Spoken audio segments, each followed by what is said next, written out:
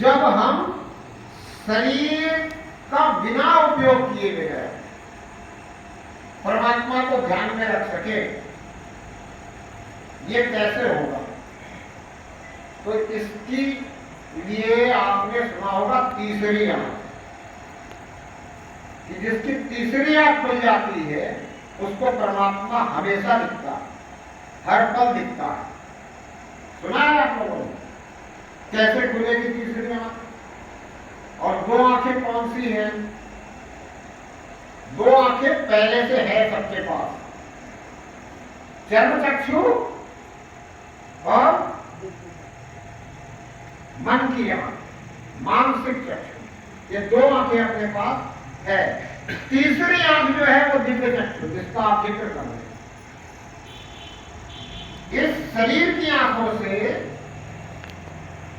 जो कुछ भी प्रत्यक्ष है वो हमें दिखाई देता है। तो इसलिए हमने परमात्मा के विग्रह भी बना लिए परमात्मा को देखने के लिए। और जब हम इस विग्रह के प्रत्यक्ष सामने होते हैं तो हम परमात्मा को देख रहे होते हैं। पर जब हम विग्रह के सामने नहीं होते हैं तब भी ये आंखें हमारे पास होते हुए भी हम परमात्मा को नहीं देख रहे होते हैं। तो प्रत्यक्ष में हम देख रहे होते हैं इन आंखों से। पर जिसको अतिशय प्रेम होता है परमात्मा से, वो मन की आंखों से परमात्मा को देख रहा होता है, इस विग्रह को देख रहा होता है, जब प्रत्यक्ष विग्रह के सामने नहीं होता है। होता है कि नहीं?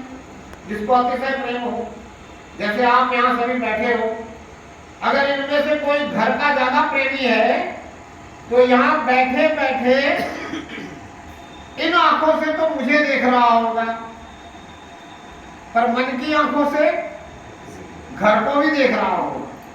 दोनों काम साथ चल रहे होंगे।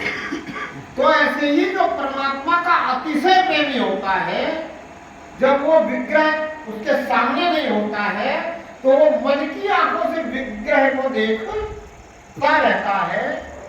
पर ये मन की आंख या ये चर्म चक्षु, ये दोनों ही निद्रा अवस्था में तो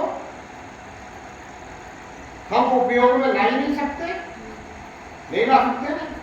तो फिर क्या होगा?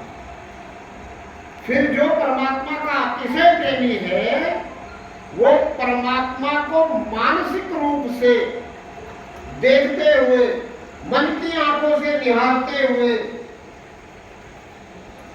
जब तक शरीर निद्रा में नहीं जाता, शरीर को निद्रा जब तक नहीं आती, जब तक शरीर निद्रा